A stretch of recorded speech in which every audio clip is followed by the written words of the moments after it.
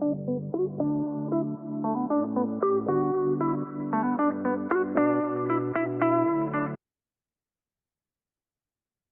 to my channel for Authors Selling Direct. I'm Morgana Best. Please like and subscribe. Well, today I'm going to talk to you about Facebook sales ads, Facebook e-commerce ads. If you've been selling on the retailers, you will have used traffic ads because you don't have a choice. You need a pixel to run a sales ad, and if you're running an ad to Amazon, clearly you don't have Amazon's pixel. So I'm going to talk to you about why sales ads are not the whole picture for Facebook. So Facebook ads are part of the puzzle, but they are not the whole puzzle. They need to work in with other things.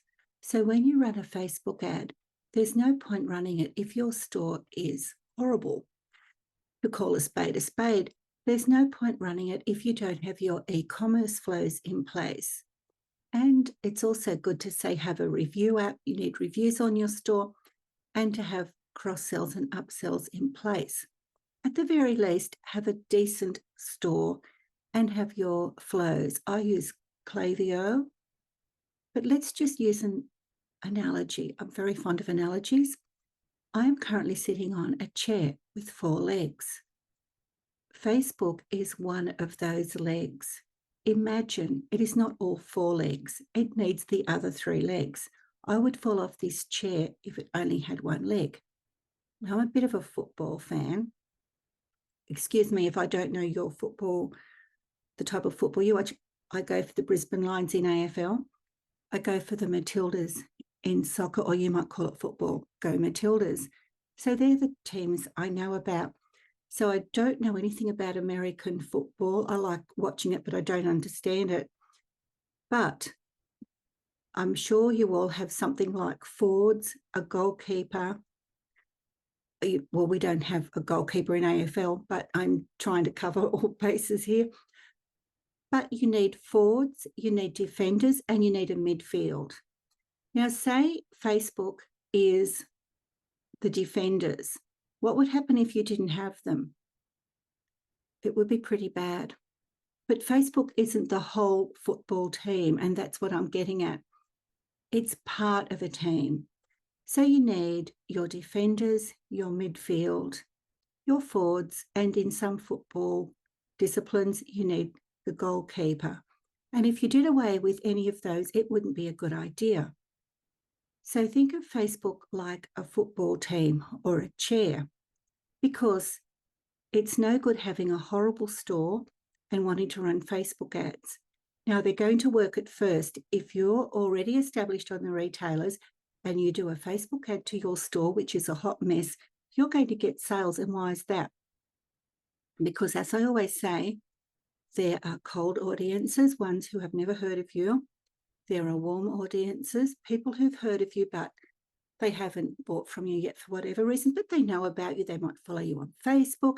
They might follow you on TikTok or something like that. And then there's your hot audience, and they're readers. They're people who've already bought from you. They know who you are. They mightn't know much about you, but they've bought from you. So when you run a Facebook ad to a store that is a hot mess, your readers will buy from you. They don't care if they're going to buy from you. So when you contact them with your newsletter, and in your newsletter, you only have warm and hot audiences. So you'll have MailChimp or MailerLite, a newsletter used for the retailers. They're people who have bought from you, or they're people who know you. They're not a cold audience. So those Facebook ads will work at first. Now, even if you run a Facebook ad and you exclude all buyers from your store, the first thing Facebook will do with its machine learning is find people who are warm and hot anyway. It's going to find them. They mightn't have bought from your store, but they might have bought from Amazon or somewhere like that. And Facebook will sort of go out there and it will find them. And that's why people who have hot messes of stores, to call a spade, will still do very well at first. But when they've gone through that audience, what are they left with? And that's why it's important to have a nicely converting store. You don't want a store that's a hot mess. So everyone, like so many people say to me, I don't need to know anything about a store. My store is fantastic. It's already set up. So the definition of a fantastic store to them is it's been set up. My Labrador is very clever. She could probably set up a store, but would it convert? I don't think so. Have you considered the colour of your buy buttons, your add to cart button? Do you show and not tell in your description? What is above the fold? Have you told them 64 times how they are going to download the book? The more you tell someone, the more suspicious they become, the more you push them away. It's not my opinion. This is Biopsychology 101. This is what you have to consider with the store. There's so much to consider with a store. Does your page look clean? Or have you gone out there and got every bit of information you can find and thrown it on your page, everything but the kitchen sink? Some, I think, even have the kitchen sink. So the very first thing you do before you even think about running a Facebook ad, before you even think about it, make your store the very best it can be. Otherwise, you might as well get your money and flush it down the loo, because that's what will be happening. Now for flows. Think of a sale, an e-commerce sales ad sale, as customer acquisition, because you are acquiring a customer with your ads. Now you'll get that customer to your store. What happens if they don't buy? Is it a complete loss? Not necessarily, because you've got them to your store. Then if you have Klaviyo or a similar program, it will pick them up. In most cases, they don't have to be subscribed to you for Klaviyo to pick them up. Maybe they've subscribed to someone else with Klaviyo. Maybe they've logged into Shopify. There's lots of reasons why it will pick them up. That's why you need a browse abandonment flow in place. So that means if Red Blogs goes to your Facebook ad, lands on your store, and suddenly he remembers a soap opera is on and he thinks, oh, I've got to watch this show, and leaves, he has at least looked at that page. He hasn't added to cart. He hasn't commenced checkout. He's looked at the product. Klaviyo can pick him up and he will go into the browse abandonment flow. So can you see why that's important? Can you see why Facebook is only part? It's only a piece of the jigsaw. It's not the whole jigsaw. It's not like traffic ads to the retailers. And then there are other flows as well, like add to checkout, commence checkout, or add to cart. Klaviyo will pick all those people up as well. So while the Facebook ad can start the work, it's the beginning. It's not the end. It's not the be all and end all. It's a piece of the pie. It's not the whole pie. It works. It works as part of a team. Think of it as working with team partners. Then you've also, if you want, you can also have a cross-sell and an upsell. So when someone lands on your page and they do buy something, you can increase your average order value by having other products there. So say you're advertising a 5-book bundle, the next you could have down the bottom in your cross-sell, you could have the next few books in the series, or you could have related products or merch, whatever you want, you can have it there.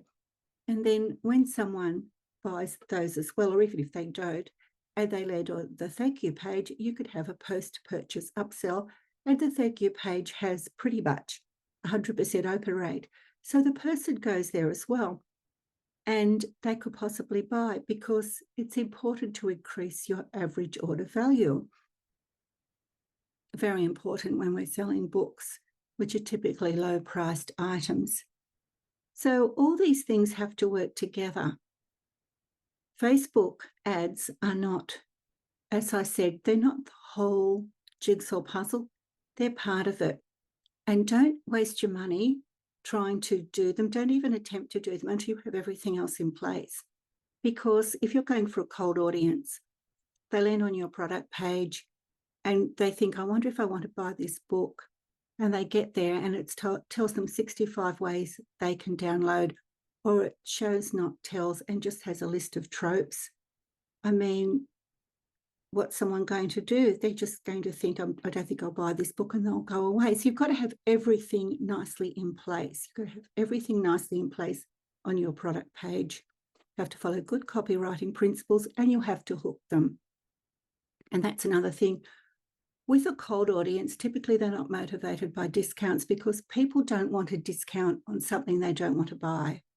Like if someone showed me a black leather sofa, I'm vegan, I wouldn't buy it. And if they said it's half price, I think I don't really care because I don't intend to buy it. So that's the same sort of thing. A discount is only valuable to someone if they want to buy it in the first place. So you need to get them to buy. So if it's a cold audience, you need to hook them with the story. You can, of course, give them a discount as well, because that could sweeten the deal. But you've got to think first, hook them. And that should be on your product page as well. You need to hook them. You just don't stick them the discount in their face and go, here's like 20% off. And they'll think, I don't really care because I don't want to buy it. Typically, people are on your product page for 7 seconds before they decide whether to flee, and that's not long. So just decide. You must have a very nice site and a very nice product page. And when I say nice, I don't mean pretty. I mean nice as in money making. See the difference? They can sometimes both be nice and money making, but pretty and money making, but you need to have them nicely converting. You don't want to put pictures of your characters, pictures of your book, pictures of your character's aunt who isn't even in the books, pictures of your grandmother who inspired you to write books in the first place, pictures of Damon who runs BookFunnel because BookFunnel is so good. You put his picture in there as well. Pictures of the Opera House if your book is set in Australia. Pictures of the Eiffel Tower if your book is set in France. Pictures of kangaroos if your book is set in the Australian outback. Pictures of a kiwi if your book is set in New Zealand. It just gets ridiculous. You could go on and on and on. You have to grab someone's attention. That's the first rule of advertising. Grab their attention and then create desire. You don't give them all the functionality information. You don't put your shipping returns there unless it's something that they might need it for, like clothing or something where you reassure them if it's the wrong shoe size or the wrong dress size or whatever, they can get it back. Not for books. You have that down the bottom in your footer. So you've got to get things right, like what you put in your header, what you put in your footer. Go back to the basics. Get your building blocks right first before you even think about Facebook ads, because Facebook ads are only part of the pie. They're part of the puzzle. They're not the whole thing. They work in a team. They work in a team with the product page itself, the store itself. They work in a team with flows, browse abandonment flows, and then you've got add to cart flows. Abandoned cart flows, abandoned checkout flows, win back flows, post-purchase flows, sunset flows, this flow, that flow.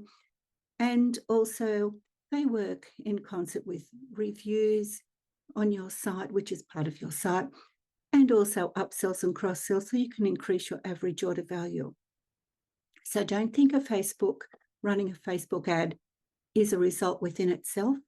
It's just the very beginning of everything. It's acquiring a customer, which you can retain and continue to sell to that customer.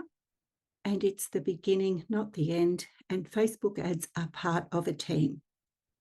Don't forget to like and subscribe.